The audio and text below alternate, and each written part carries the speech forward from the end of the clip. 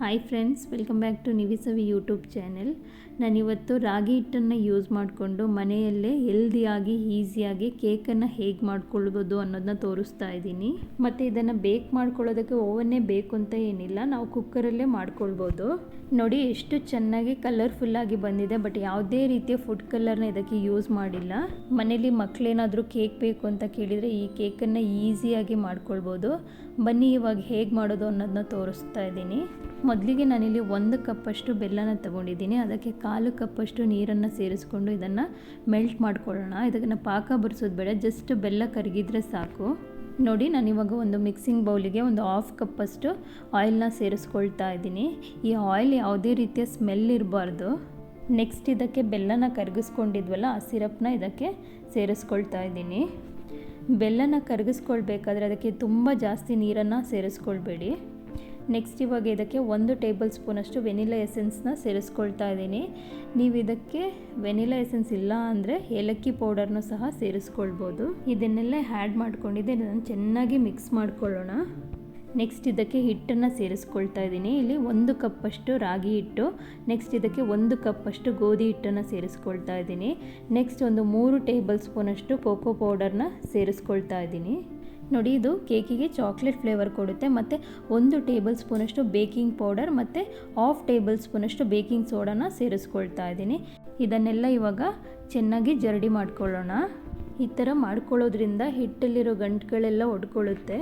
ಹೀಗೆ ಮಾಡೋದ್ರಿಂದ ಮಿಕ್ಸ್ ಮಾಡ್ಕೊಳ್ಳೋವಾಗ ಸಾಫ್ಟಾಗಿ ಬರುತ್ತೆ. ನೋಡಿ, ಇಷ್ಟ ಆಗಿದೆ. ಇದನ್ನು ಇವಾಗ ಚೆನ್ನಾಗಿ ಮಿಕ್ಸ್ ಮಾಡ್ಕೊಳ್ಳೋಣ. ಈ ಕೇಕನ್ನು ತುಂಬ ಈಸಿಯಾಗಿ ಮಾಡ್ಕೊಳ್ಬೋದು. ನೋಡಿ, ನಾನಿವಾಗ ಇದಕ್ಕೆ 1/2 ಕಪ್ಪಷ್ಟು ಹಾಲನ್ನು ಸೇರಿಸ್ಕೊಳ್ತಾ ಇದ್ದೀನಿ. ಬಿಸಿ ಹಾಲನ್ನು ಸೇರಿಸ್ಕೊಳ್ಬೇಡಿ, ಮತ್ತು ಫ್ರಿಜ್ಜಲ್ಲಿಟ್ಟಿರೋ ಹಾಲನ್ನು ಡೈರೆಕ್ಟಾಗಿ ಸೇರಿಸ್ಕೊಳ್ಬೇಡಿ. ರೂಮ್ ಟೆಂಪ್ರೇಚರ್ಗೆ ಬಂದಮೇಲೆ ಸೇರಿಸ್ಕೊಳ್ಳಿ. ನಾನಿಲ್ಲಿ ಬಿಸಿ ಮಾಡಿ ತಣ್ಣಗಾಗಿರುವಂಥ 1/2 ಕಪ್ ಹಾಲನ್ನು ಸೇರಿಸ್ಕೊಂಡು ಮಿಕ್ಸ್ ಮಾಡ್ಕೊಳ್ತಾ ಇದ್ದೀನಿ. ಇದನ್ನು ಇವಾಗ ಸ್ಮೂತಾಗಿ ಲಮ್ಸ್ ಏನು ಇಲ್ದಲೇ ಇರೋ ಹಾಗೆ ಚೆನ್ನಾಗಿ ಮಿಕ್ಸ್ ಮಾಡ್ಕೊಳ್ಳೋಣ. ನೋಡಿ, ಈ ಥರ ಇರಬೇಕು. ನೋಡಿ, ನಾವು ಈ ರಾಗಿ ಹಿಟ್ಟು ಮತ್ತು ಗೋಧಿ ಹಿಟ್ಟು ತಗೊಳ್ತೀವಲ್ಲ, ಅದು ತುಂಬ ನೈಸಾಗಿರಬೇಕು, ತರಿಯಾಗಿ ಇರಬಾರ್ದು. ನೋಡಿ, ಇದನ್ನು ಇವಾಗ ಚೆನ್ನಾಗಿ ಮಿಕ್ಸ್ ಮಾಡಿ ಆಗಿದೆ. ನೋಡಿ, ಈ ಬ್ಯಾಟರ್ ಕನ್ಸಿಸ್ಟೆನ್ಸಿ ಇಷ್ಟು ಇರಬೇಕು. ಇವಾಗ ಈ ಕೇಕ್ ಬ್ಯಾಟರ್ ರೆಡಿ ಆಗಿದೆ. ನಾವಿವಾಗ ನೆಕ್ಸ್ಟ್ ಇದನ್ನು ಹಾಕ್ಕೊಳ್ಳೋದಕ್ಕೆ ಕಪ್ಗಳನ್ನು ರೆಡಿ ಮಾಡ್ಕೊಳ್ಳೋಣ. ನೀವು ಯಾವ ಸೈಜ್ ಬೇಕಿದ್ರೂ ತಗೊಳ್ಬೋದು. ನಾನಿವಾಗ ಇದಕ್ಕೆ ಮೊದಲಿಗೆ ಸ್ವಲ್ಪ ಆಯಿಲ್ನ ಸ್ಪ್ರೆಡ್ ಮಾಡ್ಕೊಳ್ತಾ ಇದ್ದೀನಿ. ಲೈಟಾಗಿ ಸವರ್ಕೊಳ್ಳಿ ಸಾಕು, ಜಾಸ್ತಿ ಆಯಿಲ್ನ ಹಾಕ್ಕೊಳ್ಳೋಕೆ ಹೋಗಬೇಡಿ. ನೋಡಿ, ನಾನಿಲ್ಲಿ ಎಲ್ಲ ಕಪ್ಗಳಿಗೆ ಆಯಿಲ್ನ ಸ್ಪ್ರೆಡ್ ಮಾಡಿ ಇಟ್ಕೊಳ್ತಾ ಇದ್ದೀನಿ. ನೋಡಿ, ಇಷ್ಟ ಆಗಿದೆ. 1 ಕಪ್ಪಿಗೆ 1/2 ಟೇಬಲ್ ಸ್ಪೂನಷ್ಟು ಗೋಧಿ ಹಿಟ್ಟನ್ನು ಹಾಕ್ಕೊಂಡು ಅದನ್ನು ಎಲ್ಲ ಕಡೆ ಸ್ಪ್ರೆಡ್ ಆಗೋ ಥರ ಈ ಥರ ತಿರುಗಿಸ್ಕೊಳ್ಳಿ. ಎಲ್ಲ ಕಡೆ ಅದು ಆಯಿಲ್ ಅಪ್ಲೈ ಮಾಡಿರ್ತೀರಲ್ಲ, ಹಾಗೆ ಅಂಟ್ಕೊಂಡು ಬಿಡುತ್ತೆ. ಕಪ್ ಕೆಳಗಡೆ ಈಗ ಹಿಟ್ಟನ್ನು ಹಾಕ್ಕೊಳ್ಳೋದ್ರಿಂದ ನಮಗೆ ಕೇಕ್ ಏನು ತಳ ಹಿಡಿಯಲ್ಲ, ಈಸಿಯಾಗಿ ತೆಗಿಬೋದು. ನೋಡಿ, ನೆಕ್ಸ್ಟ್ ಇವಾಗ ನಾನು ಆ ಕಪ್ಪಲ್ಲಿ ಉಳಿದಿರೋ ಸ್ವಲ್ಪ ಹಿಟ್ಟನ್ನು ಇನ್ನೊಂದು ಕಪ್ಪಿಗೆ ಹಾಕ್ಕೊಳ್ತಾ ಇದ್ದೀನಿ. ಇದೇ ಥರ ಎಲ್ಲ ಕಪ್ಗಳಿಗೂ ಹಿಟ್ಟನ್ನು ಸ್ಪ್ರೆಡ್ ಮಾಡಿ ಇಟ್ಕೊಳ್ಳಿ. ನಾನಿಲ್ಲಿ ಕೇಕನ್ನು ಕಪ್ ಕೇಕ್ ಶೇಪಲ್ಲಿ ಮಾಡ್ತಾ ಇದ್ದೀನಿ. ಅದಕ್ಕೆ ಇಂಥ ಬೌಲ್ಗಳನ್ನ ತೊಗೊಂಡಿದ್ದೀನಿ. ನಿಮಗೆ ಬೇಕಿದ್ರೆ ನಿಮ್ಗೆ ಯಾವ ಶೇಪಲ್ಲಿ ಬೇಕೋ ಅಂಥ ಕಪ್ಗಳನ್ನ ತೊಗೊಳ್ಬೋದು. ಇದಕ್ಕೆ ಮಾರ್ಕೆಟಲ್ಲಿ ಸಿಗುತ್ತಲ್ಲ ಈ ಕಪ್ ಕೇಕ್ ಪೇಪರ್ಸ್, ಅದನ್ನು ಸಹ ಯೂಸ್ ಮಾಡ್ಕೊಳ್ಬೋದು. ಇಲ್ಲ ದೊಡ್ಡದಾಗಿ ಒಂದೇ ಕೇಕ್ ಮಾಡ್ಕೊಳ್ತೀನಿ ಅಂದರೂ ಮಾಡ್ಕೊಳ್ಬೋದು. ನೋಡಿ, ನಾನು ಈ ಎಲ್ಲ ಬೌಲ್ಗಳಿಗೆ ಈ ಹಿಟ್ಟನ್ನು ಸ್ಪ್ರೆಡ್ ಮಾಡಿ ಇಟ್ಕೊಳ್ತಾ ಇದ್ದೀನಿ. ನೆಕ್ಸ್ಟ್ ಇವಾಗ ಒಂದು ಕುಕ್ಕರ್ ತೊಗೊಂಡಿದ್ದೀನಿ. ಇದನ್ನು ಒಂದು 10 ಮಿನಿಟ್ಸ್ ಇದನ್ನು ಪ್ರೀ ಹೀಟ್ ಮಾಡ್ಕೊಳ್ಳೋಣ. ಲೋ ಫ್ಲೇಮಲ್ಲಿ ಇದನ್ನು ಬಿಸಿ ಮಾಡ್ಕೊಳ್ತಾ ಇದ್ದೀನಿ. ನೋಡಿ, ನಾನು ಈ ಕುಕ್ಕರಿಗೆ ಜಸ್ಟ್ ಒಂದು ಸ್ಟ್ಯಾಂಡ್ ಇಟ್ಕೊಂಡು ಅದರ ಮೇಲೆ ಒಂದು ಪ್ಲೇಟ್ ಇಟ್ಕೊಂಡಿದ್ದೀನಿ. ಇಷ್ಟ ಆಗಿದ್ದೆ. ಇವಾಗ ಹಿಟ್ಟನ್ನು ಸ್ಪ್ರೆಡ್ ಮಾಡಿ ಇಟ್ಕೊಂಡಿದ್ವಲ್ಲ, ಆ ಕಪ್ಸಿಗೆ ನಾನು ಈ ಕೇಕ್ ಬ್ಯಾಟರ್ನ ಹಾಕ್ಕೊಳ್ತಾ ಇದ್ದೀನಿ. ಒಂದು ನೆನಪಿರಲಿ, ಯಾವಾಗಲೂ ಈ ಬ್ಯಾಟರ್ನ ಹಾಕ್ಕೊಳ್ಬೇಕಾದ್ರೆ ಒಂದು 1/4 ಕಪ್ಪಷ್ಟು ಮಾತ್ರ ಹಾಕ್ಕೊಳ್ಳಿ. ಯಾಕೆಂದರೆ ಇದು ತುಂಬ ಉಬ್ಬಿ ಬರುತ್ತೆ. ನೀವು 1/4 ಕಪ್ ಹಾಕ್ಕೊಂಡ್ರೆ ಒಂದು ಫುಲ್ ಕಪ್ ಆಗಿಬಿಡುತ್ತೆ. ನೋಡಿ, ನಾನು ಇದನ್ನು ಎಲ್ಲ ಕಪ್ಗಳಿಗೂ ಹಾಕ್ಕೊಳ್ತಾ ಇದ್ದೀನಿ. ಈ ಕಪ್ಗಳಿಗೆ ಹಾಕ್ಕೊಂಡಿದ್ದೆ ಈ ಥರ ಇದನ್ನು ಟ್ಯಾಪ್ ಮಾಡಿ, ಯಾಕೆಂದರೆ ಏರ್ ಗ್ಯಾಪ್ಸ್ ಇದ್ದರೆ ಹೋಗುತ್ತೆ.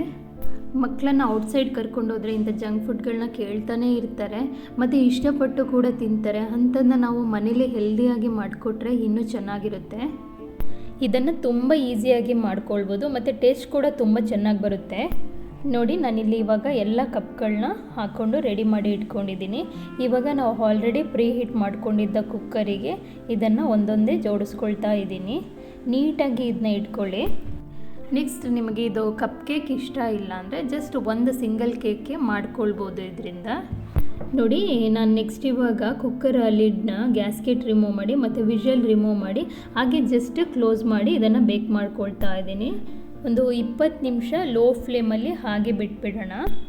ನೋಡಿ ಆಫ್ಟರ್ 20 ಮಿನಿಟ್ಸ್ ನೋಡಿ ಎಷ್ಟು ಪರ್ಫೆಕ್ಟಾಗಿ ಬಂದಿದೆ. ಒಂದು ಟೂತ್ ಪಿಕ್ಕರ್ ಏನಾದರೂ ಹಾಕಿ ನೋಡಿ, ಸ್ವಲ್ಪ ಸ್ಮೂತ್ ಇದ್ದರೆ ಸ್ವಲ್ಪ ಇನ್ನೂ ಎಕ್ಸ್ಟೆಂಡ್ ಮಾಡ್ಕೊಳ್ಳಿ. ನಾವು ಸ್ವಲ್ಪ ಬ್ಯಾಟರ್ ತೊಗೊಂಡಿದ್ವಿ, ಬಟ್ ಈ ಕಪ್ ಫುಲ್ ಆಗಿದೆ ಕೇಕ್. ನೋಡಿ ಎಷ್ಟು ಪರ್ಫೆಕ್ಟಾಗಿ ಬಂದಿದೆ. ಇದನ್ನು ಇವಾಗ ಸೈಡಿಗೆ ಎತ್ತಿಟ್ಕೊಳ್ಳೋಣ, ಇದು ಸ್ವಲ್ಪ ತಣ್ಣಗಾಗಲಿ. ನೋಡಿ ಇವಾಗ ಈ ಕೇಕ್ಗಳನ್ನ ಒಂದೊಂದೇ ತೆಗೆದಿಟ್ಕೊಳ್ಳೋಣ. ನೋಡಿ ಜಸ್ಟು ಟ್ಯಾಪ್ ಮಾಡಿದರೆ ಸಾಕು, ಎಷ್ಟು ಸ್ಮೂತಾಗಿ ಬರುತ್ತೆ ನೋಡಿ, ಅಷ್ಟು ಪರ್ಫೆಕ್ಟಾಗಿ ಆಗಿದೆ. ನೋಡಿ ಎಷ್ಟು ಕಲರ್ಫುಲ್ ಆಗಿದೆ, ಯಾವುದೇ ಫುಡ್ ಕಲರ್ನ ಯೂಸ್ ಮಾಡಿಲ್ಲ, ಹೆಲ್ದಿಯಾಗಿ ಮನೇಲೇ ಸಿಗುವಂಥ ಇಂಗ್ರೀಡಿಯೆಂಟ್ಸ್ನ ಯೂಸ್ ಮಾಡಿಕೊಂಡು ನಾವು ಕೇಕ್ ಮಾಡ್ಕೊಂಡಿದ್ದೀವಿ. ಇದನ್ನು ನೋಡಬೇಕಾದ್ರೇ ಮಕ್ಕಳಿಗೆ ಅಟ್ರಾಕ್ಟಿವ್ ಆಗಿರುತ್ತೆ ಮತ್ತು ಹೆಲ್ದಿ ಫುಡ್ ಕೂಡ. ನೀವು ಕಿಡ್ಸ್ ಲಂಚ್ ಬಾಕ್ಸಿಗೂ ಸಹ ಯೂಸ್ ಮಾಡ್ಕೊಳ್ಬೋದು, ಮಕ್ಕಳು ಬೇಕು ಅಂದಾಗ ಮಾಡಿಕೊಡ್ಬೋದು ಮತ್ತು ಸ್ಟೋರ್ ಮಾಡಿ ಸಹ ಇಟ್ಕೊಳ್ಬೋದು. ಮತ್ತು ಈಸಿಯಾಗಿ ಕ್ವಿಕ್ಕಾಗಿ ಮನೆಯಲ್ಲೇ ಸಿಗುವಂತಹ ಇಂಗ್ರೀಡಿಯೆಂಟ್ಸ್ನ ಯೂಸ್ ಮಾಡಿಕೊಂಡು ಈ ಕೇಕನ್ನು ನೀವು ಮಾಡ್ಕೊಳ್ಬೋದು. ಎಲ್ಲರೂ ಕೂಡ ಇಷ್ಟಪಟ್ಟು ತಿಂತಾರೆ. ಮತ್ತು ಇದನ್ನು ಬೇರೆ ಬೇರೆ ಶೇಪ್ಗಳಲ್ಲೂ ಸಹ ಮಾಡ್ಕೊಳ್ಬೋದು ಮತ್ತು ಗಾರ್ನಿಷಿಂಗ್ಗೆ ಡ್ರೈ ಫ್ರೂಟ್ಸ್ಗಳನ್ನ ಸಹ ಯೂಸ್ ಮಾಡ್ಕೊಳ್ಬೋದು. ಮತ್ತು ಈ ಚಾಕ್ಲೇಟ್ನ ಮೆಲ್ಟ್ ಮಾಡಿಕೊಂಡು ಅದನ್ನು ಸಿರಪ್ನ ಸ್ಪ್ರೆಡ್ ಮಾಡ್ಕೊಳ್ಬೋದು. ನೋಡಿ ಇದನ್ನು ಕಟ್ ಮಾಡಿದರೆ ಎಷ್ಟು ಸ್ಮೂತಾಗಿ ಎಷ್ಟು ಪರ್ಫೆಕ್ಟಾಗಿ ಬಂದಿದೆ ನೋಡಿ. ನಾನು ಇದನ್ನು ಈ ಶೇಪಲ್ಲೂ ಸಹ ಮಾಡ್ಕೊಂಡಿದ್ದೀನಿ. ಇದು ದೊಡ್ಡದಾಗಿ ಒಂದೇ ಕೇಕ್ ಮಾಡ್ಕೊಂಡಿದ್ದೀನಿ, ಅದು ಪರ್ಫೆಕ್ಟಾಗಿ ಬಂದಿದೆ ನೋಡಿ. ಈಸಿಯಾದ ರೆಸಿಪಿನ ನೀವು ಕೂಡ ಟ್ರೈ ಮಾಡಿ, ಹೇಗಿತ್ತು ಅಂತ ಕಮೆಂಟ್ ಮಾಡಿ. Thank you friends.